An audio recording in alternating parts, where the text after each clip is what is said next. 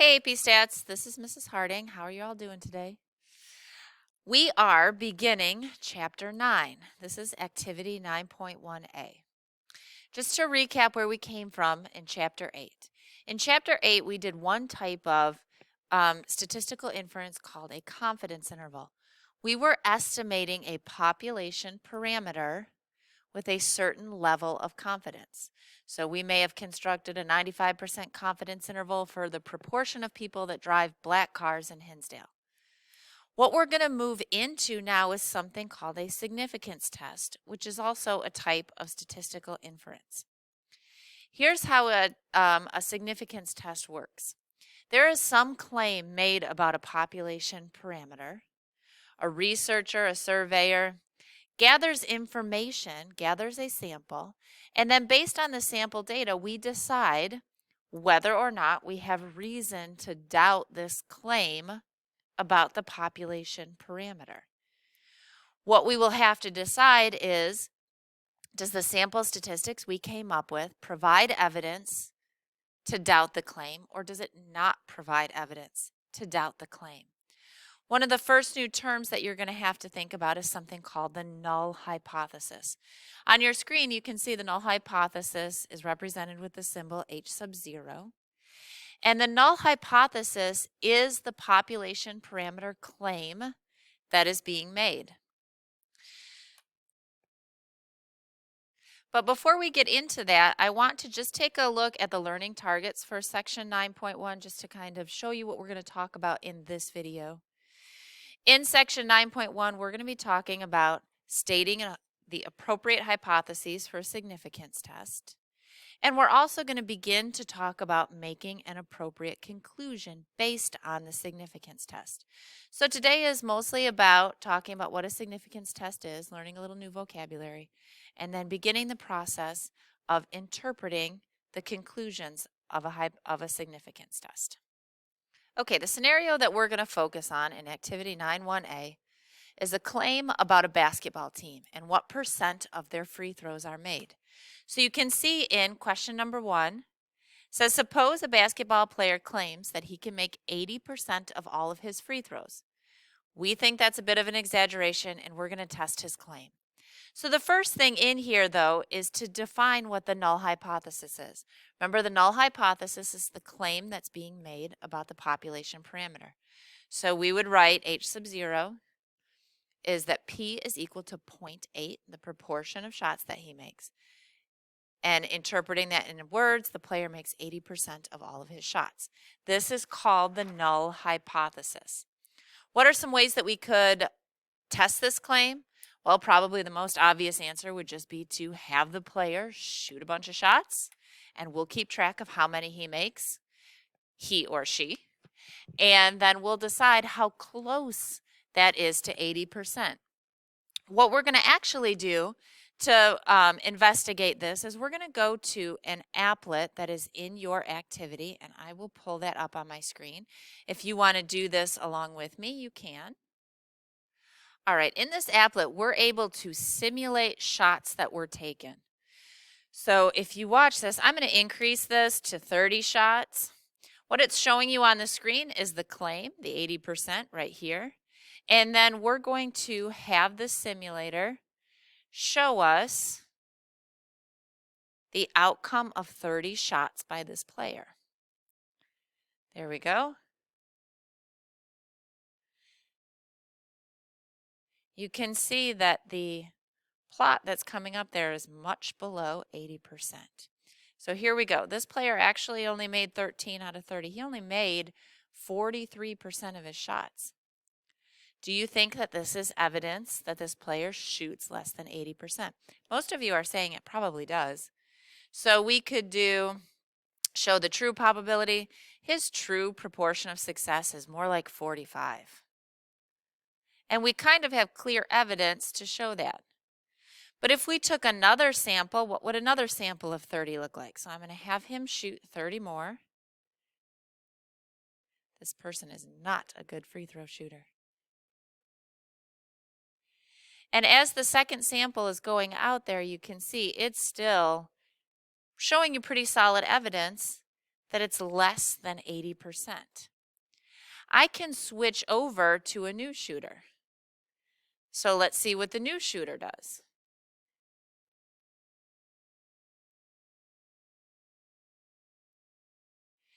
Out of 30 shots, they seem to be well below the 80 also.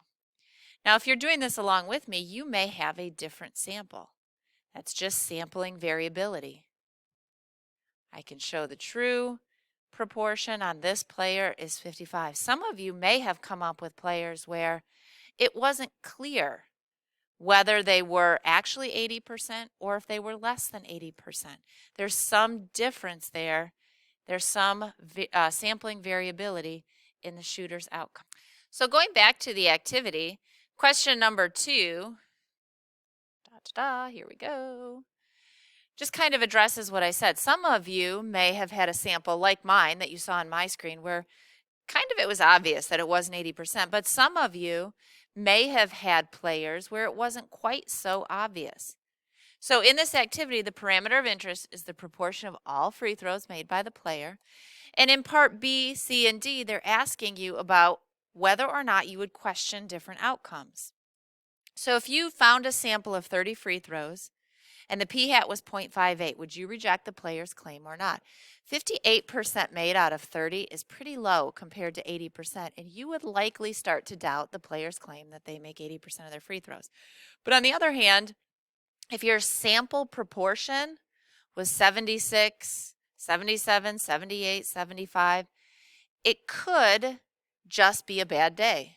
It could be that this person does make 80% of their free throws. It's just in this particular sample, you got a little bit less than 80. So which of the two samples provides more evidence against the null hypothesis? Well, obviously the 58% does. It's further from the claim, and it makes you question what they're saying even more. So then the question sort of becomes, how far off of the null hypothesis or the claim about the population parameter is far enough to doubt what they're saying? What might actually be the cutoff of, I believe your claim, you're just having a bad day, versus I don't believe your claim? So we're going to come back to your activity references a Fathom file, which I'm not going to show you because the picture is on the next page. But we're going to come back to the sampling distribution. Oops, how did my sampling distribution get over there? There we go. So a sampling distribution for p-hat. This is one created from a simulation where the mean of the sampling distribution is 0.8. You can see it in there. And then the results of 500 samples were recorded. So when we look at this sampling distribution, we're going to try and figure out how unusual is the sample that we actually came up with. So in part B under here, the question is, in the sampling distribution above, locate the p-hat value of 0.58. Does it seem unlikely to get this value? Well, 0.58 is right here. It's this one dot. It's this one dot right there. So out of 500 simulated samples, getting that extreme of a value only happened one time out of 500. That seems pretty unlikely. As opposed to the player the sample that comes up as 0.76, what is the likelihood of getting 0.76 or more extreme? Well, look at all of those dots. There are less than 0.76, 57 plus 30 plus 16 plus 6 plus 3 plus 1. That's a fairly likely possibility. So the 0.76 doesn't really give us evidence to doubt the claim. And if you take a look at the next page, some of the writing is over the top of the activity. But would we doubt it for 0.76? No, we wouldn't doubt it. That's 113 out of 500 simulated samples that had that extreme of a number. So we would not doubt the claim based on that 0.76. And now what you looked at on the previous page is just a partial sampling distribution. What if we were looking at a different partial sampling distribution? Would the answer be different? Well, we could generate a new simulation of 500 samples. So now look at this. Now where is 0.58? 0.58 is about here. You guys can't necessarily tell from the picture, but there's 5 dots right there. So 5 out of 500, or 1% of the sample proportions, are 58% or less. That's still quite small. So in this other simulated sampling distribution, we also decided that having a proportion of success of 58% is still quite rare. So then some questions that kind of come up about how you make your conclusions. It's not that 58% shooting success is impossible. So I can't say definitively their claim is false, because really it could be that person is just having a particularly bad day. So it could just be due to sampling variability. Maybe we truly did just get a sample that wasn't so good. Is it also possible that this is evidence that his shooting percentage is less? Yes, it's also possible that that is the reason that you got 58%. So there's 2 possible explanations for getting that extreme value. One explanation is that the shooter actually shoots less than 80%. The other explanation is I just happened to get that rare sample, that rare day when he shot 58%. So how do you decide what it is that you're looking at? And the idea is just basically simple. An outcome that would rarely happen if a claim were true is good evidence that the claim is not true. And we had talked about less than a 5% chance of happening is considered rare. So we're not going to say, oh, you shot 58%. That proves it. You are less than an 80% shooter. We're going to say, well, I have evidence that suggests that you shoot less than 80%. Because it is actually possible that we could have just had a sample that was that small. But because it's very rare to get that sample, if the 80% were true, that we're going to sort of question things and say, no, I actually have evidence that your shooting percentage is less than 80%. Okay, so let's get back to, on the next page, stating and writing out different hypotheses.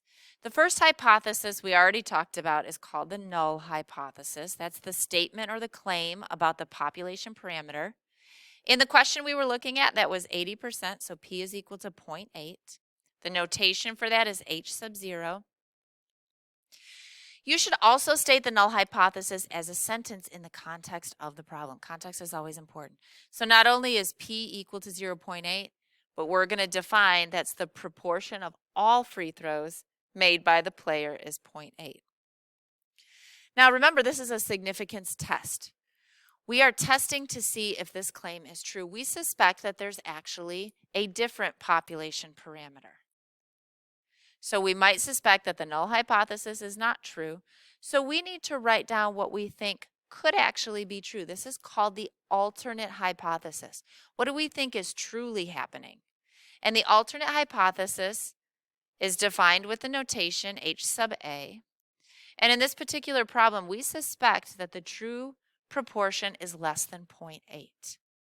This is called the alternate hypothesis. We're also going to state this in words in context of the problem. The alternate hypothesis is that the player makes less than 80% of all of his or her free throws. So let's just think about those 2 hypotheses again in general.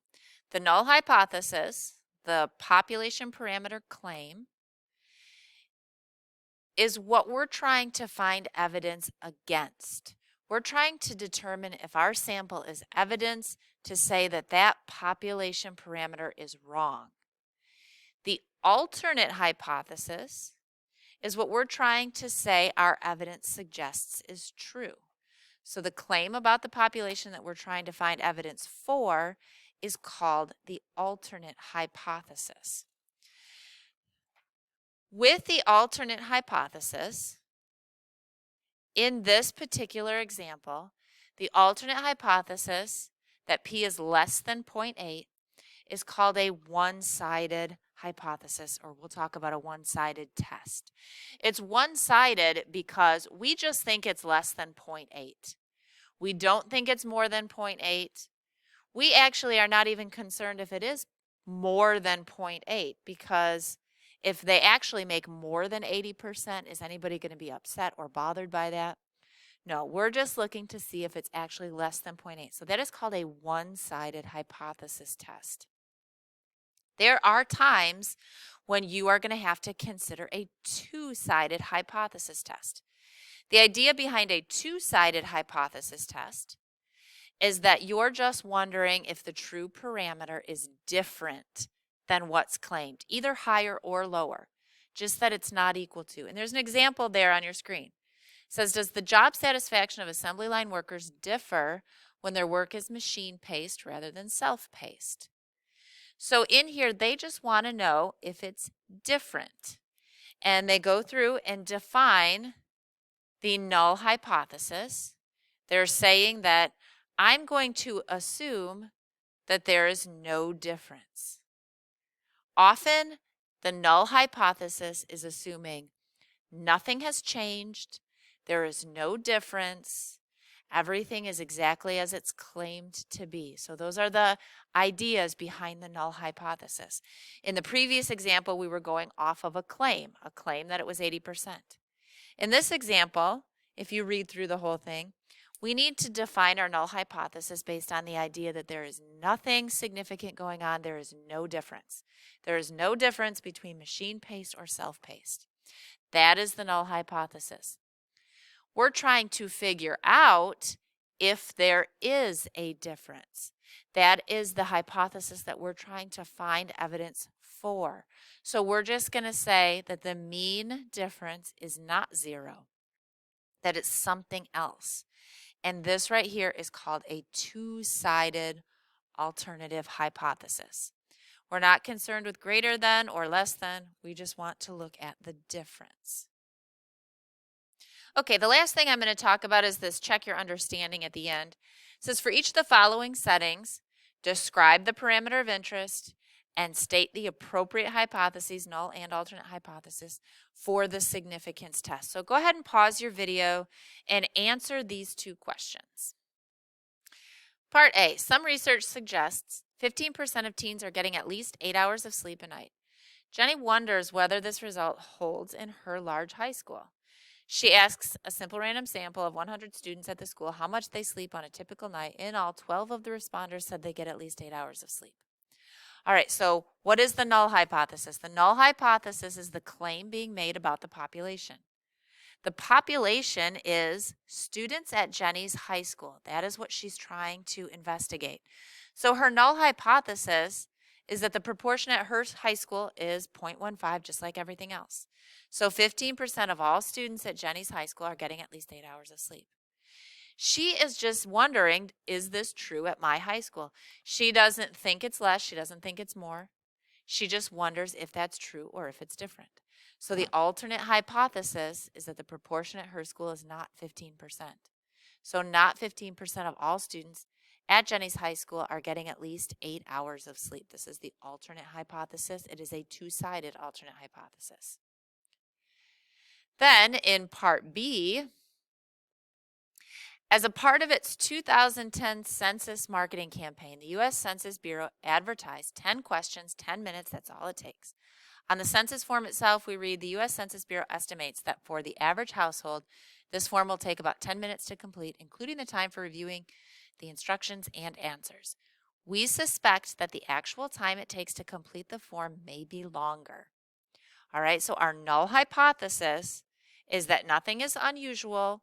The claim that they're making is what is accurate. So our null hypothesis is that the mean amount of time it takes to complete is 10. That's the claim that's being made. The average time it takes all households to fill out the census form is 10 minutes. That's what the average is. That last line there tells you what the alternate hypothesis is. We suspect the actual time it takes to complete the form may be longer. So the alternate hypothesis is that the mean amount of time is actually greater than 10. This is a one-sided alternate hypothesis. The average time it takes all households to fill out the census form is over 10 minutes. All right, that brings us to the end of activity 9.1. As always, if you have questions about anything I said or anything that you read, please be sure to ask Mr. Bowman or I during class. Have a great day, everybody.